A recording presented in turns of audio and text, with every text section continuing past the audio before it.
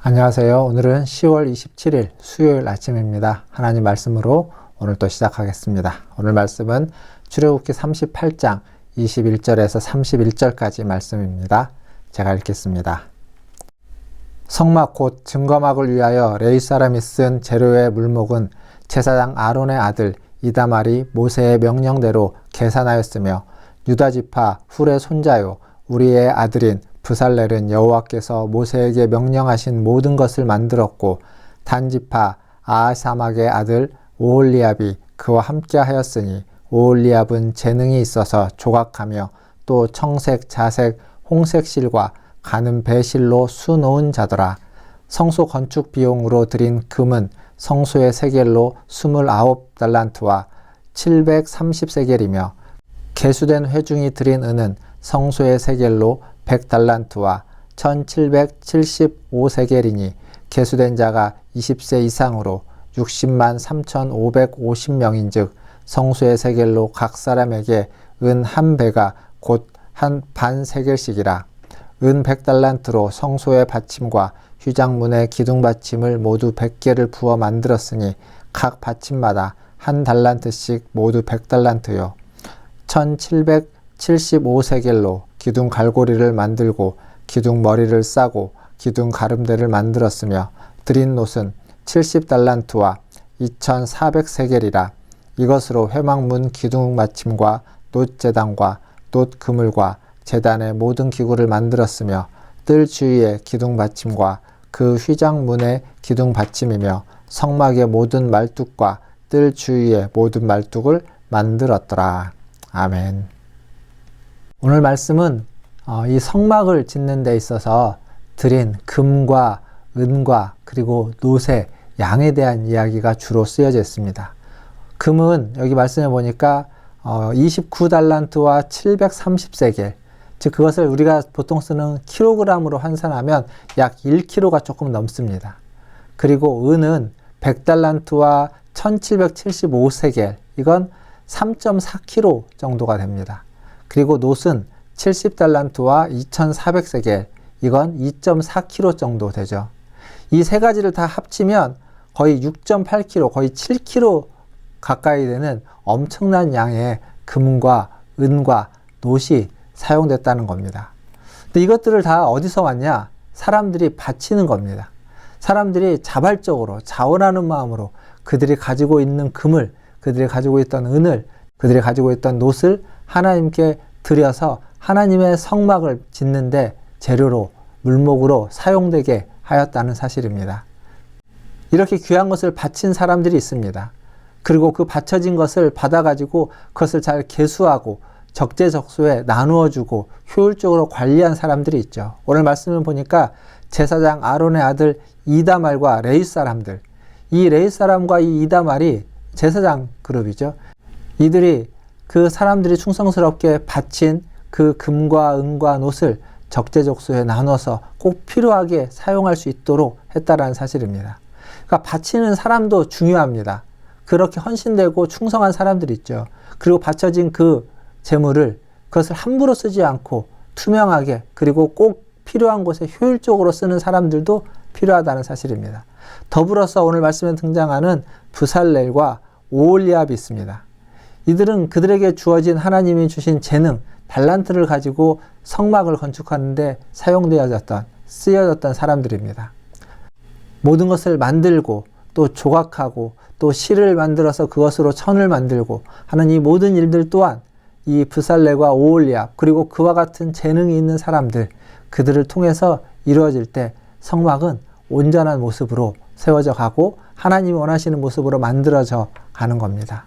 이렇게 충성스러운 사람들, 바친 사람, 그것들을 관리하고 효율적으로 사용하는 사람, 그리고 실제적으로 그것을 가지고 그 일을 되게끔 무엇을 만들고 조각하고 또 세우는 사람들, 이 모두의 협력이 있을 때, 모두의 동역이 있을 때 그때 비로소 하나님의 성막은, 하나님의 일은 이루어져 간다라는 사실을 우리는 잊지 말아야만 합니다. 사랑하는 성도 여러분, 여러분은 어떤 사람이십니까? 여러분에게 주어져 있는 재능을, 여러분에게 주어져 있는 물질을, 혹은 여러분에게 주어져 있는 시간들을 어떻게 하나님 앞에 충성스럽게 드리고 있습니까? 무엇이 되었든 그 우리에게 하나님 주신 것, 그리고 하나님께 드려야만 하는 것들을 충성스럽게 하나님께 드리시는 저와 여러분 되기를 주님의 이름으로 축원드립니다. 그리고 오늘 말씀을 보면 이렇게 성막이 자발적인 헌신을 통해서 만들어졌습니다. 그러나 진짜 헌신은 이 성막이 만들어진 이후의 문제입니다. 무슨 얘기냐면 성막이 그렇게 자발적인 충성과 헌신을 가지고 재능을 가지고 만들어졌습니다. 근데 왜 만들어졌습니까? 만들어지는 것 자체가 목적이 아니라 성막이 만들어진 데에는 그곳에서 하나님과의 관계를 회복하고 하나님께 헌신하고 하나님께 충성하고 하나님의 뜻을 따르고 하나님의 뜻대로 순종하고자 하는 삶을 살기 위해서 만들어진 곳이 바로 성막입니다. 즉 진짜 헌신은 성막을 만드는 데서 끝나는 것이 아니라 성막을 만든 데서 다시 시작되는 겁니다. 성막을 만든 이유가 되는 겁니다. 보통 내가 원하는 것이 다 이루어지면 그 이루어진 이후에 위기가 찾아옵니다. 다 이루어지는 것으로 끝난 것 같지만 사실은 그 뒤에 그 주어진 것에 감사하고 그 주어진 것을 제대로 쓰지 못하면 위기가 찾아오기 마련입니다. 자칫하면 이루어지지 않는 것만 못한 경우가 생길 수도 있습니다. 결국 우리는 무엇을 위해서 그 일을 했는지를 꼭 기억해야만 합니다. 그래야만 내게 이루어진 그 일을 가치 있게 그 후에 더 진짜 헌신을 통해서 아름답게 만들어가고 주의 뜻대로 살아갈 수 있게 되는 겁니다.